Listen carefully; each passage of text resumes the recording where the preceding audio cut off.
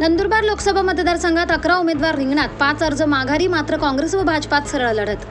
सविस्तर वृत्त असे की नंदुरबार हा लोकसभा मतदारसंघ अनुसूचित जमातीसाठी राखीव असून जसजसा उन्हाचा पारा चढत आहे तसतसा निवडणुकीचा पारा चढू लागला आहे. सर्वच पक्ष व अपक्ष आपापल्या परीने उमेदवाराचा प्रचार करत असून नंदुरबार लोकसभा मतदारसंघासाठी शेवटच्या दिवशी 5 पक्षांनी माघार घेतली आहे. आता 11 उमेदवार निवडणूक रिंगणात असून यात 7 उमेदवार विविध पक्षांचे तर 4 अपक्ष आहेत. 13 मे 2024 रोजी मतदानाची प्रक्रिया होणार असून यासाठी प्रशासनाची तयारी पूर्ण झाली असल्याची माहिती निवडणूक निर्णय अधिकारी तथा जिल्हाधिकारी मनीषा खत्री यांनी दिली. या प्रसंगी सहाय्यक निवडणूक अधिकारी प्रमोद भामरे, जिल्हा माहिती अधिकारी रणजित सिंग राजपूत उपस्थित होते. या संदर्भात जिल्हाधिकारी मनीषा खत्री यांनी प्रसार माध्यमांना माहिती दिली.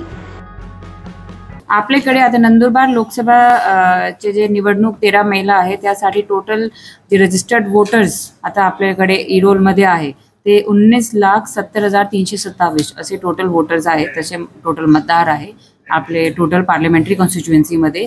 त्यात साक्री आणि शिरपूरचे पण मतदार इन्क्लुडेड आहे.